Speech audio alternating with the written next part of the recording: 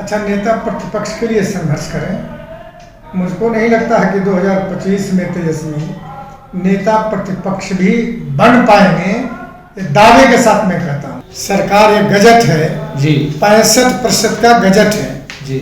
सरकार ने तो गजट कर दिया, अब माननीय न्यायालय ने रद्द किया है और सर्वोच्च न्यायालय में मामला चल रहा है, तो अंतिम निर्णय के बाद ही इस पर सरकार कुछ कर सकती है। दूसरी बात कि जिस समय स्मार्ट मीटर की चर्चा हुई, तेजस्वी सरकार में थे और इनके सामने परीक्षण किया गया स्मार्ट मीटर का। शिक्षा, स्वास्थ्य, रोजगार या अपराध, बिहार में ये तमाम जो मुद्दे हैं ये सार दर सार राजनीतिक पार्टियों के अहम चर्चा का विषय रही है। हर पार्टी इसे आए वक्त समय देखते हुए अपने फायदे के अनुसार उठाते हुए नजर आई है।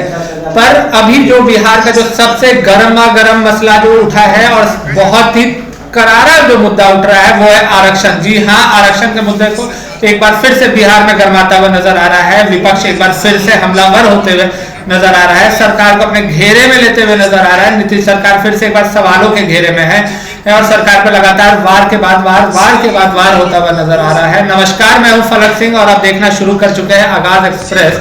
और आज हम मौजूद है जेडीयू कार्यालय में और हमारे साथ उपस्थित है जेडीयू के प्रवक्ता डॉक्टर निहोरा प्रसाद यादव जी। इनसे तमाम बातों पर चर्चा करते हैं कि जो आरक्षण का जो मुद्दा है, क्या सरकार उसे मानने जा रही है या नकारने जा रही है। 65% आरक्षण का जो मुद्दा है, नेता प्रतिपक्ष तेजस्वी यादव जी ने सभा में भी उठाया है और अब सड़क पर भी उतर चुके हैं और उनका नारा भी आ चुका है, सड़क से लेकर के सदन तक। सर, सड़क से लेकर के सदन तक 65% आरक्षण। अरे भाई, तो 65% तो हम लोग करिए दिया, गजट कर दिया था हम लोगों ने। सरकार एक गजट है जी, 65% का गजट है जी। सरकार ने तो गजट कर दिया, अब माननीय न्यायालय ने रद्द किया है और सर्वोच्च न्यायालय में मामला चल रहा है, तो अंतिम निर्णय के बाद ही इस पर सरकार कुछ कर सकती है। देखिए, ये लोग घपले घोटाले वाले लोग हैं। ये बताइए, बिहार में शराबबंदी है जी, और शराब कंपनियों से 46 करोड़ रुपया चंदा लिया, तो बताइए क्या इनका नियत था? इनके नियत को समझना बिहार की जनता समझती है। और इनके पिताजी ने तो आरक्षण का घोटाला किया। जो कर्पूरी जी ने, आदरणीय स्वर्गीय कर्पूरी जी ने जो आरक्षण लागू किया और जो मंडल कमीशन का जो अनुशंसा 27% आया, जो बंटवारा किया उन्होंने, उसमें अति पिछड़ों के साथ अन्याय किया।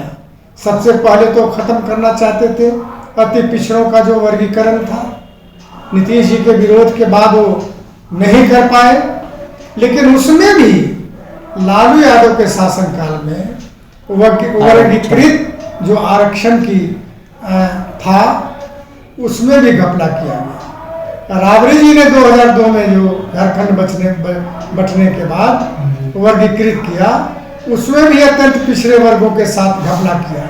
ये तो घपले घोटाले वाले लोग हैं। तो क्या कहिए, कोई सैलरी घोटाला कर रहा है, कोई जमीन के बदले, नौकरी के बदले जमीन ले रहा है, कोई शराब कंपनियों से पैसा ले रहा है। ये सब यही धंधा है इन लोगों का।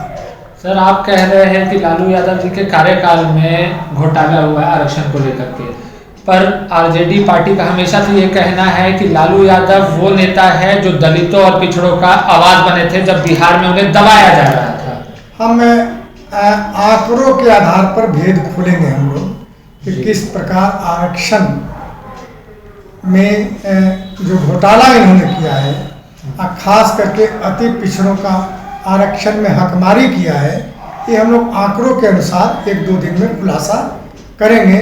तब इनको कहते हैं ना कि हमारे माता पिताजी ने आरक्षण बढ़ाया, तो 50% से बढ़ाया क्या? 27% जो पिछड़ों के लिए आरक्षण निर्धारित था, उससे बढ़ाया क्या? जब उससे बढ़ाया ही नहीं, तो आप कैसे कह रहे हैं कि हम बढ़ा दिया?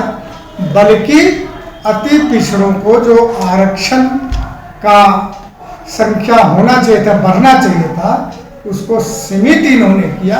ये सब घोटाला किया इन्होंने। सारे चीज हम लोग रखे हुए हैं और खुलासा करेंगे कि क्या है इनका अति पिछड़ों के प्रति इनका नियत क्या है, किस प्रकार खराब रहा है। सर सड़क से लेकर के सदन तक का नारा निकल रहा है, तो क्या लग रहा है कि जेडीयू की जो वोट बैंक है सिंहमारी हो सकती है? सर ओबीसी का है, जितना ही आंदोलन करेंगे आदरणीय नीतीश कुमार के खिलाफ उतना ही इनको नुकसान होगा।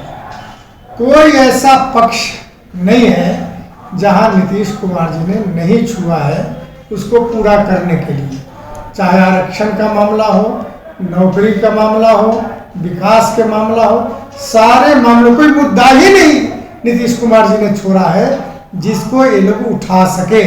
अब अनावश्यक रूप से बातें कर रहे हैं तो धड़ाएंगे इसमें आरक्षण के मामले में घपले घोटाले जो किए हैं इनके माता पिता जी, आपके तरफ से सर खुलासा होगा? हाँ एकदम खुलासा होगा इन आंकड़ों के आधार पर, अब कागज के आधार पर, मौखिक नहीं। सर जेडीयू सरकार के शासन की बात करें तो जहां जब शराबबंदी की बात आती है तो आप लोग गुजरात का उदाहरण देते हैं, पर जब आरक्षण जैसी बात होती है तो तमिलनाडु उदाहरण है जहां 85% आरक्षण है। अगर बिजली की बात करें स्मार्ट मीटर पर जो कि इतना बवाल मच रहा है, तो झारखंड ही उदाहरण है सर जहां 200 यूनिट हेमंत सरकार ने मुफ्त दिया हुआ है। क्या कहिएगा सर? वो अलग बात है, लेकिन स्मार्ट मीटर बिहार में ही थोड़े लगा है, कई राज्यों में लगा है। तो यहाँ तो अनावश्यक रूप से राजनीति करना है। अच्छा, इनके प्रांतीय अध्यक्ष जगदा भाई बोले थे, जगदा भाई के स्मार्ट मीटर का बिल लाया गया, तो जो पहले बिल आता था उससे कम बिल आया। एक दूसरी बात कि जिस समय स्मार्ट मीटर की चर्चा हुई तेजस्वी सरकार में थे और इनके सामने परीक्षण किया गया स्मार्ट मीटर का और सही पाया गया, तब जाकर स्मार्ट मीटर लगाने की प्रक्रिया शुरू हुई। और स्मार्ट मीटर जो खरीदा गया, दिया गया, उसमें भी तेजस्वी यादव सरकार में थे, तो उस समय क्यों नहीं विरोध किया इन्होंने? आज जो विरोध कर रहे हैं राजनीतिक रूप से, तो जनता को भ्रमित करने की कोशिश कर रहे हैं। सर एक आखिरी सवाल, 2025 विधानसभा चुनाव अब आने वाला है, एक तरीके से बिगुल बज चुका है सेमीफाइनल के बाद। आरजेडी पार्टी का ये साफ तौर पर कहना है कि बिहार की जनता 2025 में सीएम के रूप में सरकार में थे, तो उस समय क्यों नहीं विरोध किया इन्होंने? आज जो विरोध कर रहे हैं राजनीतिक रूप से, तो जनता को भ्रमित करने की कोशिश कर रहे हैं। सर एक आखिरी सवाल, 2025 विधानसभा चुनाव अब आने वाला है, एक तरीके से बिगुल बज चुका है सेमीफाइनल के बाद। आरजेडी पार्टी का ये साफ तौर पर कहना है कि बिहार की जनता 2025 में सीएम के रूप में तेजस्वी जी को स्वीकार कर चुकी है और 2025 नहीं होने देंगे पार्टी सरकार। अच्छा, नेता प्रतिपक्ष के लिए संघर्ष करें। मुझको नहीं लगता है कि 2025 में तेजस्वी नेता प्रतिपक्ष भी बन पाएंगे, दावे के साथ मैं कहता हूँ। जी, तो बड़ी बात सुनने को मिली है यहाँ से डॉक्टर निहुरा प्रसाद यादव के तरफ से कि नेता प्रतिपक्ष के लिए पहले तेजस्वी यादव संघर्ष करे। जी हाँ, जेडीयू का ये पूरा दावा आ चुका है कि सीएम पद तो दूर की बात है, पहले नेता प्रतिपक्ष ही बन जाए 2025 में। और साथ ही साथ में उन्होंने स्पष्ट कर दिया है कि जेडीयू आने वाले समय में जितने भी घोटाले हुए हैं आरजेडी पार्टी द्वारा, उनके नेता प्रतिपक्ष या लालू प्रसाद यादव द्वारा, वो सब खोल करके जनता के सामने रखने वाली है। ये आने वाला वक्त बताएगा कि किसके बात में ज्यादा वजन है। और आरक्षण का जो ये मुद्दा गरमाया हुआ है, जिस तरीके से इस पर बवाल देखने मिल रहा है, चाहे वो सदन हो या सड़क हो, कहां तक ये पहुंचता है। तब तक के लिए जुड़े रहे हमारे साथ, देखते रहे आगाज एक्सप्रेस। धन्यवाद।